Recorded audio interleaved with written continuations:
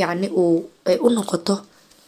hadalhayn يعني maanta dhan uu ku celceliyo si uu ilaahay ugu barakeeyo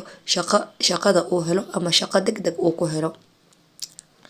Muddo yar kadib waxa uu helay shaqo uu jeclaa in badanna uu ku taahiyay shaqadaasi. Maalin maalmaha ka mid ah isaga oo shaqadiisii ku jira ayaa waxa uu wacay maamulihiisa, wuxuuna siiyay ama uu yacni u soo bandhigay fursad ganacsi oo asaga u gaar ah. Ninkii faqriga ahaa waxa uu noqday mid maalqabeen ah oo haddana sadaqa badan, yacni ma uusan noqon nin marka uu hanti helo kufriya ama yacni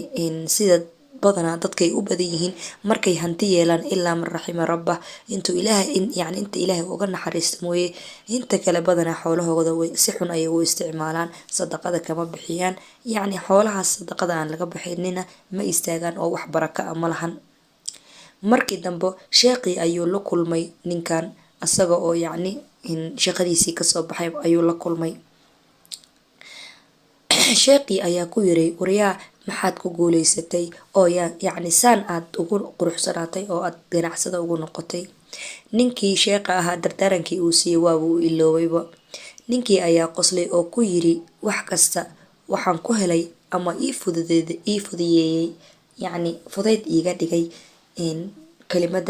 لا حول ولا قوة إلا بالله، يعني إلهي سبحانه وتعالى أيا إيقون حريستي كلمة داس أو ما أنت وحن هاي نين إسكيس وشقيسته أو يعني شقالة أنا هين إن تاجر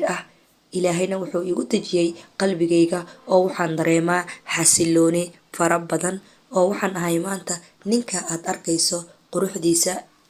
يقيميس يعني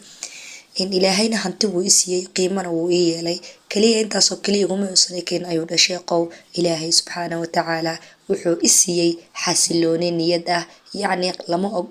قناعة في الدنيا أي الأقول يا قناعة في الدين لما أقول أساق وحولها